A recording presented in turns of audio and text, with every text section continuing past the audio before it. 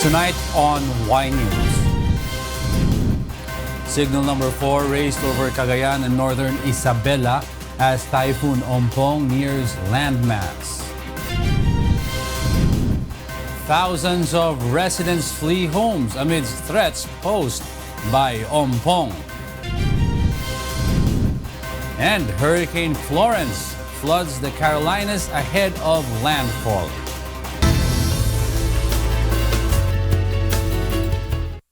Heavy rains, gusting winds, and rising flood waters from Hurricane Florence deluged the Carolinas. The state of Maryland and the U.S. also remains under state of emergency despite Hurricane Florence's downgrade. From Baltimore, Maryland, here's why from James Buntuyan Live. Yes, James, go ahead. Yes, Diego, Florence has weakened to a Category 1 hurricane as announced by the National Hurricane Center last night. However, storm surge and winds are still major concerns, and here in Maryland, we are still under state of emergency as the threat of Florence's remnants looms. As the massive slow-moving storm crept towards the coastline, millions of people in its path are threatened with record rainfall and punishing surf. Florence is moving west at only 6 miles per hour, and the sheer size of it meant it could batter the U.S. East Coast with hurricane force winds for nearly a full day, according to weather forecasts. Despite its unpredictable path, it was forecasted to make landfall near Cape Fear, North Carolina at midday on Friday, local time. The hurricane already brought heavy rains, gusting winds, and rising flood waters that deluged the Carolinas. 88,000 people were without power in North Carolina, and millions of people are expected to experience power outages from the storm, and restoration could take weeks. Roads and intersections on North Carolina's Outer Banks barrier islands were already inundated with water. About 10 million people could be affected by the storm, and more than 1 million people had been ordered to evacuate the coasts of the Carolinas and Virginia. Yes, and Diego, today here in Maryland, currently we still are not experiencing any form of rain, but according to weather forecast, the rains will start to fall here in this area at around 2 p.m. local time. Based on that forecast also, Hurricane Florence will bring rain and some flooding risk to the whole Maryland state today until tomorrow, Saturday. And that is the latest here in Maryland. Back to you, Diego. Thank you for that report, James Buntuyan, reporting live from Baltimore, Maryland, USA.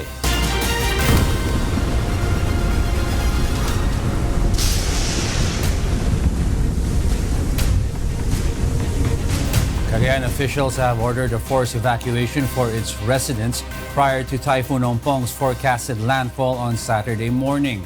Labor Secretary Silvestre Bello III and Transportation Secretary Arthur Togade are also in Cagayan following President Rodrigo Duterte's order to monitor areas that are on the typhoon's direct path.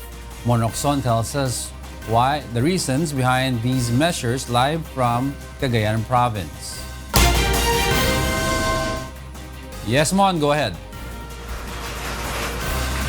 Yes, Diego, there are still several hours before Typhoon Ompong is expected to landfall over Cagayan and Isabela areas. But as early as of now, the province of Cagayan has been experiencing rains and strong winds, with disaster officials warning of Ompong's catastrophic impact. Again, officials have ordered forced evacuation for residents, especially those living in coastal and mountainous areas. Among those who immediately fled their home is Luisita Lanyohan, after village officials told them to pack their things and seek shelter in the newly built evacuation center in their municipality. Luisita and her 9 children are confident they will be safe inside this sturdy shelter when Ompong begins to pummel their town.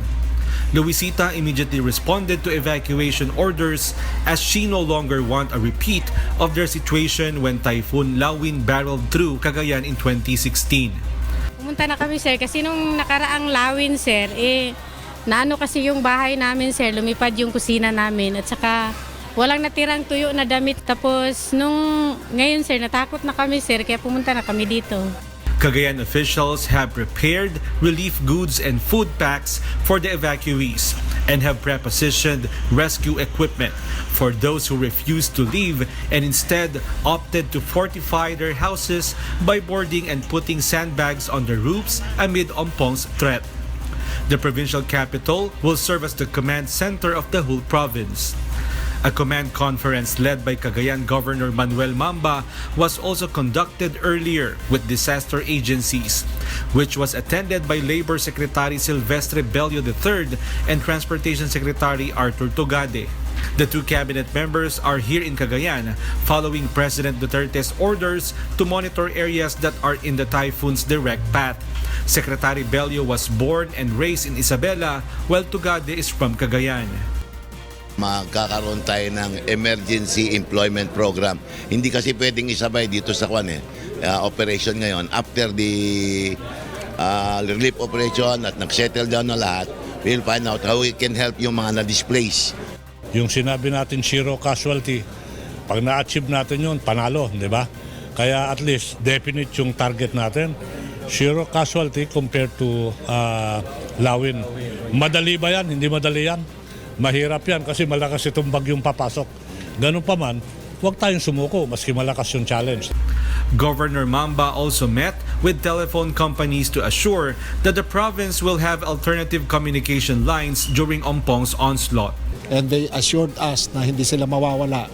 Ang nangyari yata sa kanila noon, it's not the towers, pero yung fiber optics nila. Nagkaroon ng soil erosion daw na cut. Pero sabi nila, they have alternatives now and they assured me na hindi sila mawawala. The Cagayan provincial government ramped up their preparations after Typhoon Lawin pounded the province in 2016, leaving severe damage in crops and property in its trail. Diego, as of this time, the winds and rains brought by Typhoon Ompong are already felt here in Cagayan Province, and government officials expect this situation to last until Saturday evening. That's the latest here in Tuguegarao City. Back to you, Diego. Thank you, Mon Hokson, reporting live from Cagayan Province.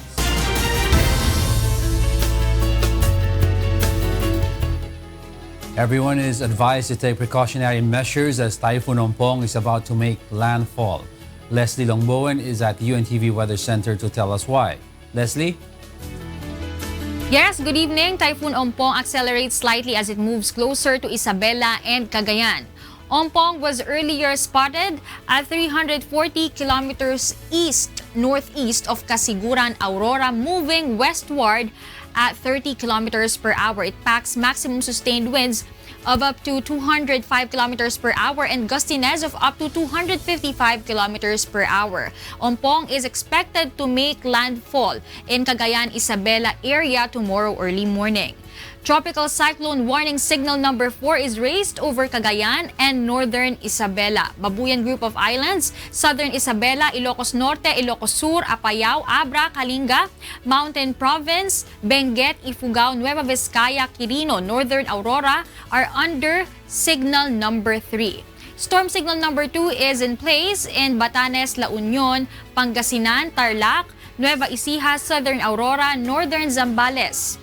Meanwhile, signal number 1 is raised over southern Zambales, Pampanga, Bulacan, Bataan, Rizal, Metro Manila, Cavite, Batangas, Laguna, Quezon including Polillo Island, Northern Occidental Mindoro including Lubang Island, Northern Oriental Mindoro, Masbate, Marinduque, Camarines Norte, Camarines Sur, Catanduanes, Albay, Sorsogon, Burias, and Ticao Islands.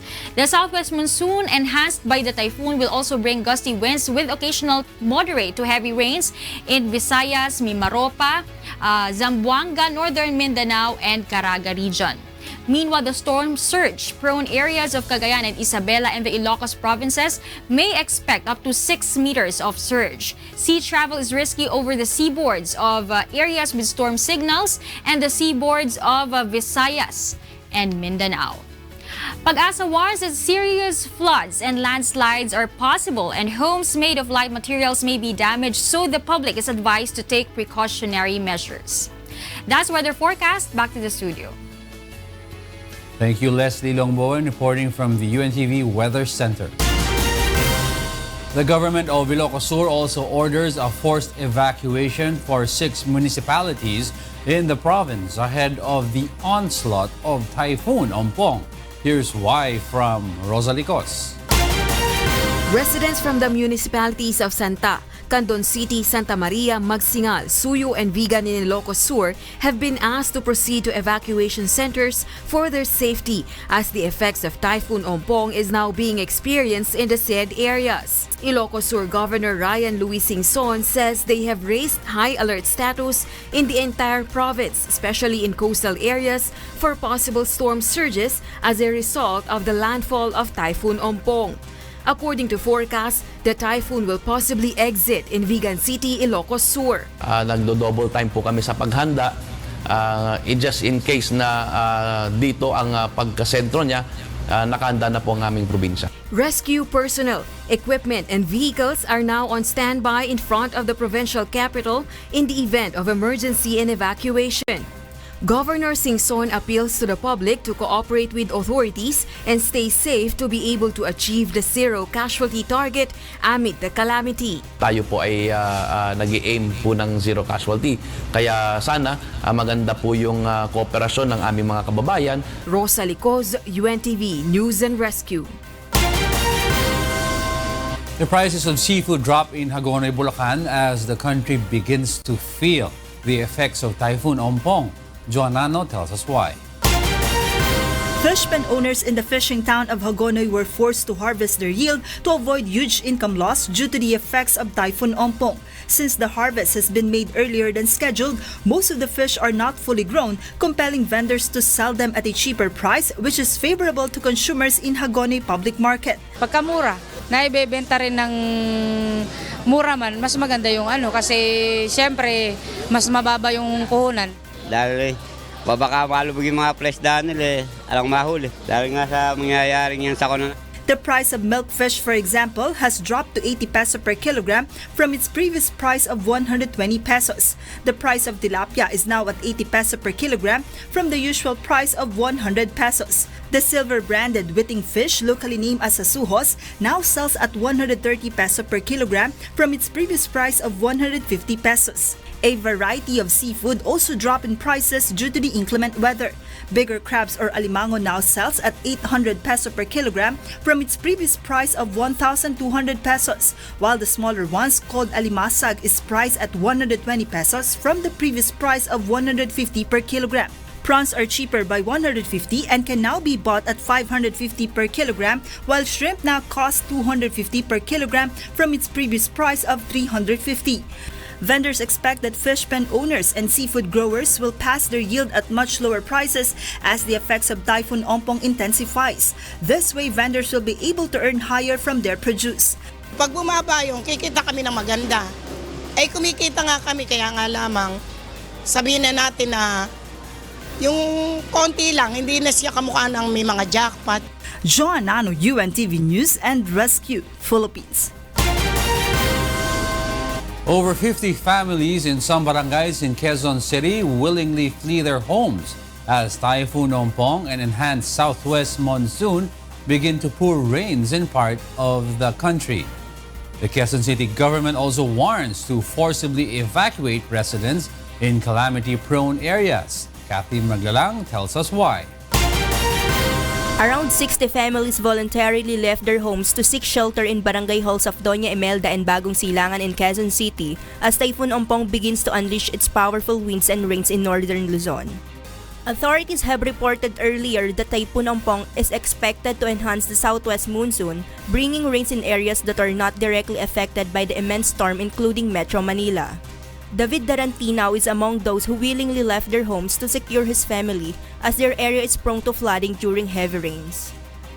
David remembers the time when floodwaters inundated their home last year, forcing his family to perch on the roof to survive. Mabilis po tumaas yung tubig kasi kahit konting ulan lang, maano agad yung ilog, tumataas kagad. Nakinig naman kami sa mga barangay. Kaya ganun. Niano ko lang ito yung mga anak ko . Sinisafety ko lang. Kasi mahirap na mawalan eh. Doña Imelda village officials say they are now working on putting up some fabric dividers in the shelter center to provide a semblance of privacy for evacuees. They also urge other residents, particularly those living under bridges and near creeks, to leave their homes before heavy rains begin to pour. Buntis, mga babies, PWD, at saka yung mga senior citizen, dalhin nyo po sa barangay. Pag hindi kayo nag-evacuate, ibig sabihin, kaya nyo sarili nyo, hindi nyo kailangan ng tulong, di ba?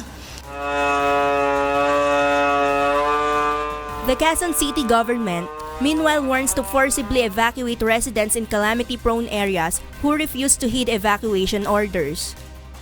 Huwag na po sana tayong makipagtalo or makipagpilosopohan sa mga otoridad. Pag sinabing mag-evacuate na tayo, kung pwede, mag-comply tayo, evacuate tayo kaagad. Kasi kaligtasan yun naman ang isinaalang-alang namin. The local government will also deploy its rescue teams and equipment, as well as pop huts or temporary shelters for the evacuees. Around 300 cameras set up in the city will also be used to monitor streets and communities. Kathy Maglalang, UNTV News and Rescue, Quezon City. More than 2,000 families have fled their homes as Typhoon Ompong creeps closer to Northern Luzon. Authorities also report that more than 4,000 passengers are currently stranded in various ports in the country.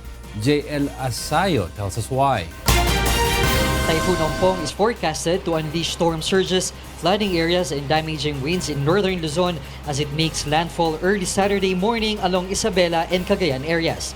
It is also expected to enhance the southwest monsoon, bringing rains to most parts of the country. Ahead of Ompong's impact, the National Disaster Risk Reduction and Management Council reports that as of 12 noon today, 9,107 individuals or 2,298 families have fled their homes in Regions 1, 2, and the Cordillera Administrative Region. At least 4,000 passengers are also stranded in various seaports in the country after the Philippine Coast Guard canceled trips to avoid maritime accidents during rough seas and winds. 637 rolling cargos, 46 vessels, 36 motor bangkas are also stranded in seaports in Calabar Zone, Mimaropa, Regions 5, 6, 7, and the National Capital Region. There was a shift between the most affected province. No, yesterday, it was Cagayan with a total of 1.2 million. Next was Isabela, 1.19 million. But today, nagpalit sila ng Isabela. Isabela now is the number one, projected to be affected with 1.57 million. And then the province of Cagayan with 1.2 million. 22 domestic flights were also canceled due to the inclement weather, and around 447 cities and municipalities have declared class and work suspension. The NDRRMC also reports that 2,112 evacuation sites and 2,091 barangay health centers are open for affected residents, and around 1.7 billion pesos calamity fund has been prepared. Disaster officials also continued to call on residents to voluntarily evacuate their homes, especially those living in calamity-prone areas, to evade Ompong's devastating effects. JL Asayo, UNTV News and Rescue, Quezon City. At least 3 dams in Luzon have started to release water as Typhoon Ompong began to unleash its intense rains and powerful winds in northern Philippines. According to Philippine Atmospheric, Geophysical and Astronomical Services Administration or PAGASA, ang Buklao Dam in Benguet opened 4 gates at 2 meters as of 10 a.m. The dam's water level was at 751 meters, close to its spilling level of 752 meters. Binga Dam in Benguet also opened 4 gates at 2 meters. The dam has a water reservoir of 573 meters, a little close to its spilling level of 575 meters. The waters released from Binga Dam will go to San Roque Dam in Pangasinan. Magat Dam in Isabela, meanwhile, has a water level of 188.51 meters, close to its spilling level of 190 meters. It opened 1 gate at 4 meters. PAGASA continues to caution residents along the water's path in the towns of Ramon, San Mateo, Aurora, Cabanatuan, Luna, Rheena, Mercedes, Burgos, Naguilian, and Gamu for possible flooding. Rescuers are urging the public to stay indoors and avoid danger zones during Typhoon Ompong. Charlie Barredo tells us why. Rescue teams in Sampaloc, Manila are all set as the country continues to prepare for the onslaught of Typhoon Ompong. Rescue vehicles are now all set and rescuers are urging the residents to stay indoors and avoid danger zones during Typhoon Ompong. They also advise the public to follow safety tips during typhoon season, such as to keep calm, prepare relief goods, place flashlights, candles, and battery-powered radios within reach, fix unstable parts of the home, just to name a few. It can be noted that Typhoon Ompong will bring heavy rains and thunderstorms in areas of Luzon. According to Fire Chief Ronan Lee of the Raha Volunteer Fire Department, 7 ambulances, 2 fire trucks, 3 rubber boats, 1 amphibian rescue boat, and a rescue truck have already been placed in the area. The amphibian rescue boat can carry as many as 15 people in times of calamities.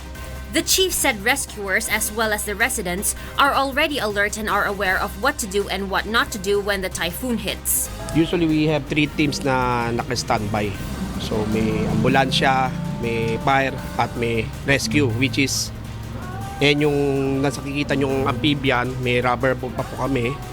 So sila po yung mga naka-standby overnight po yan. The fire chief also added that in case of emergency, the public can contact the hotline number 911 or call 522-2222.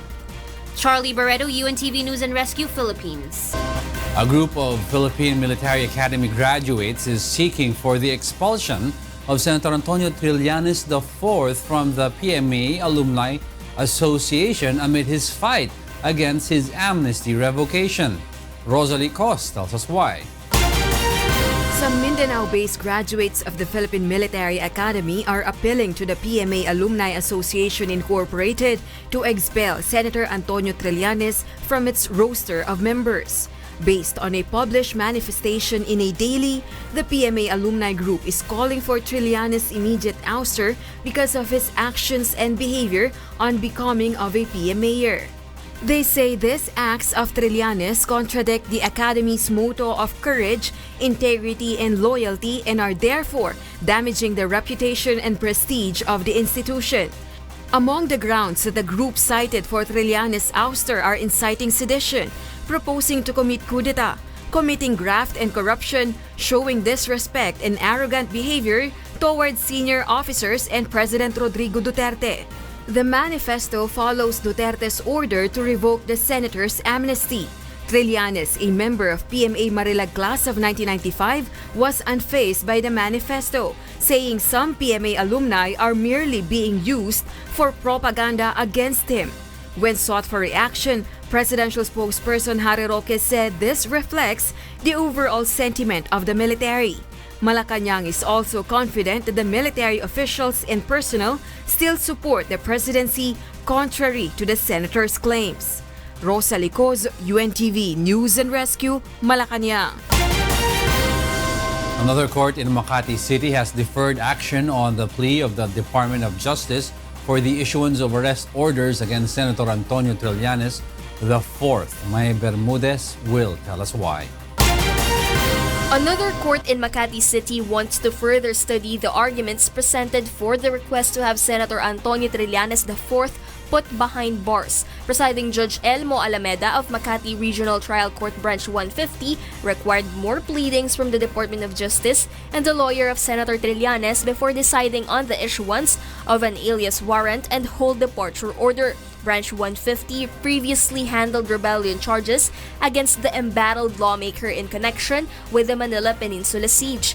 The court gave the DOJ 5 days to respond to the opposition of Attorney Ray Robles, lead counsel of the senator. Same period was given for Attorney Robles to file a rejoinder. During the hearing this morning, both camps were given a chance to present their arguments and mark their evidence. The prosecution stressed that Trillanes' application for amnesty and admission of guilt are non-existent.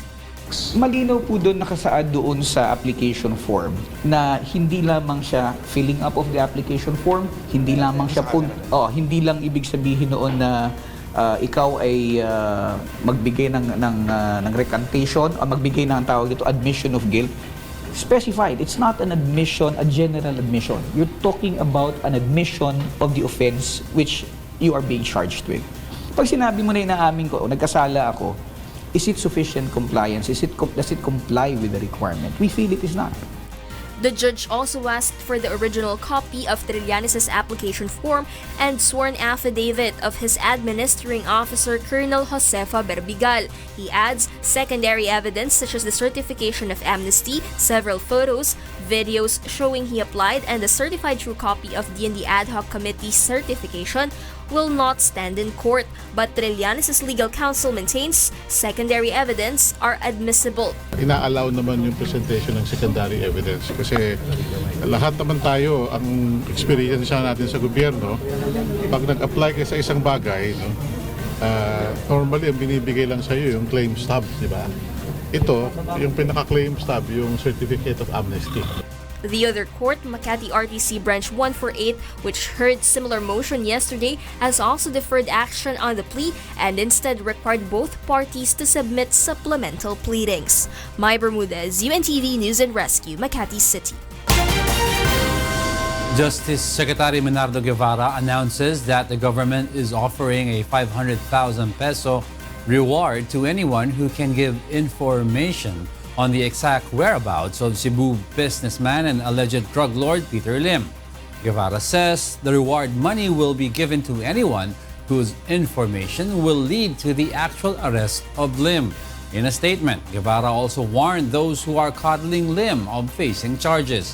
Lim has been indicted for conspiring with self-confessed drug lord Kerwin Espinosa, Marcelo Adorco, and Ruel Malindagan to commit illegal drug trading.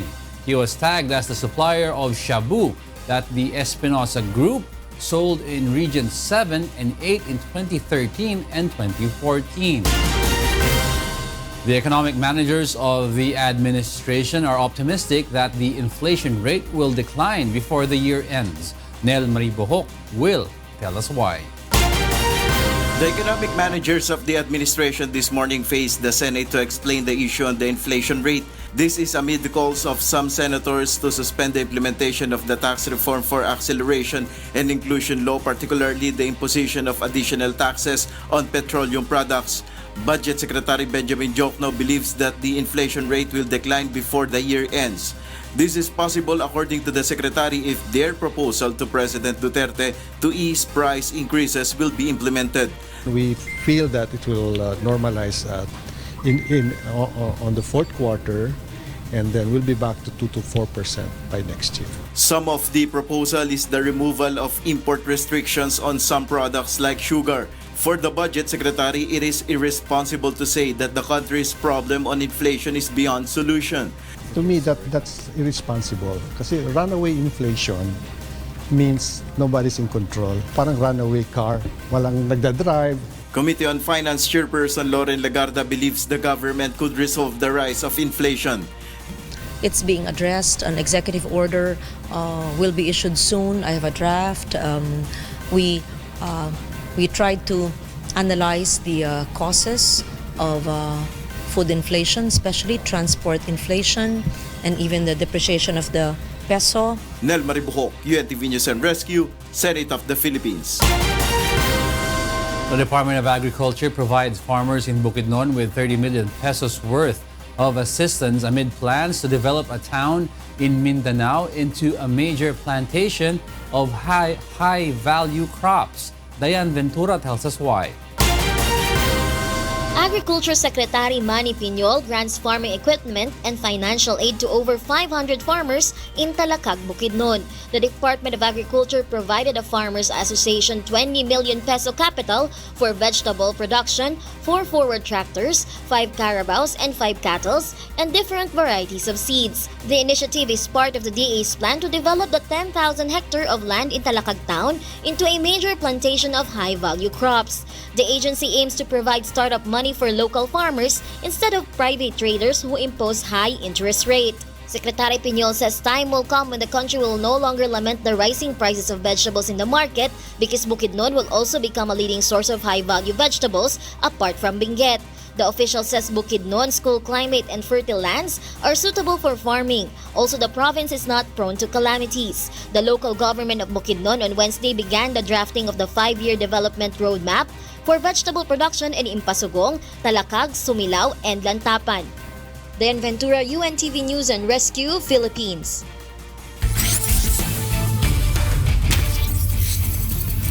The judiciary matches are raring to quench their thirst for victory as they set to clash with the NHA builders on Sunday. Meanwhile, the Ombudsman Graft Busters will get a boost for their campaign this season. Here's why from Bernard Dadis.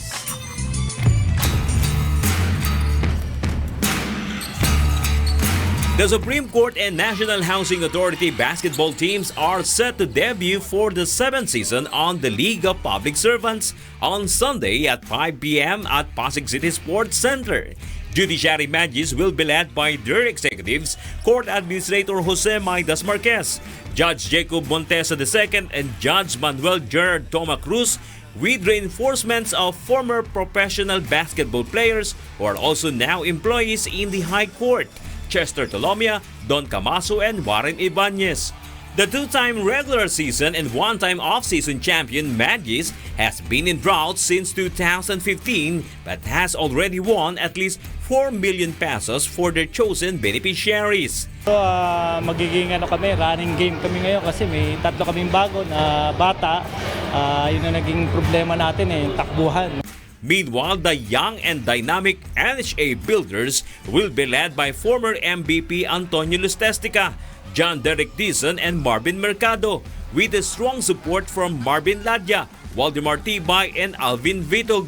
The team coached by former Ginebra player Bennett Palad has achieved a Final Four seat in Season 6, finishing as 4th placer and earning 500,000 pesos for their chosen charity.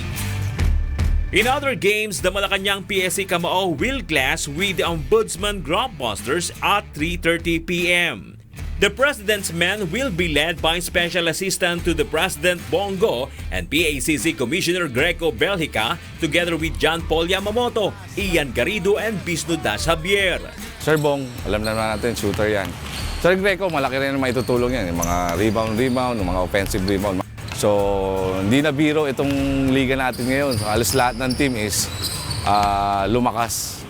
This season, they will be joined by a strength and conditioning coach as 6'5" former San Beda Red Lions cager Martin Lloyd Antonio.